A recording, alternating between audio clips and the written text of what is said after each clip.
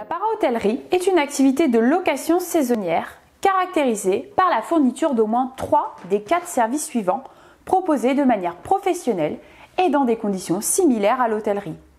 Le petit déjeuner, le nettoyage régulier des locaux, la fourniture du linge de maison, la réception même non personnalisée de la clientèle.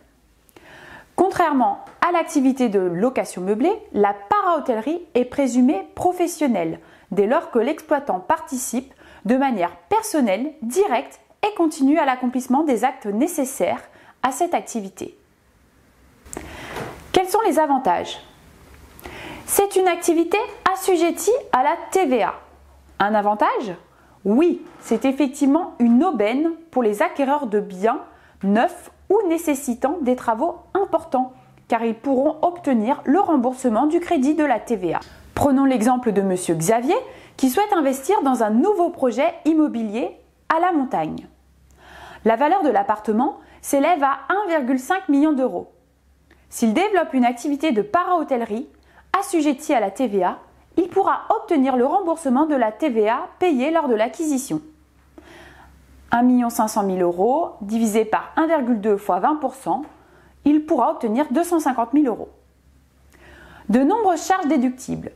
Tout comme l'activité de location meublée, la para-hôtellerie relève de la catégorie des bénéfices industriels et commerciaux. Toutes les charges engagées dans l'intérêt direct de l'activité et appuyées par des justificatifs sont déductibles pour le calcul du revenu imposable.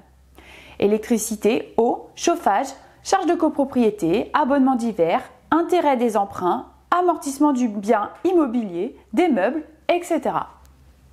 Par ailleurs, lorsque l'exploitant est considéré comme professionnel, le déficit éventuellement généré par cette activité est imputable sur son revenu global. Une exonération d'impôt sur la fortune immobilière sous condition. Pour les professionnels dont c'est l'activité principale, les biens utilisés dans le cadre de cette activité sont exonérés d'impôt sur la fortune immobilière, l'IFI. Les modalités d'imposition dépendent de la nature juridique de l'exploitant. Exploitant individuel, société fiscalement transparente, société soumise à l'IS, etc.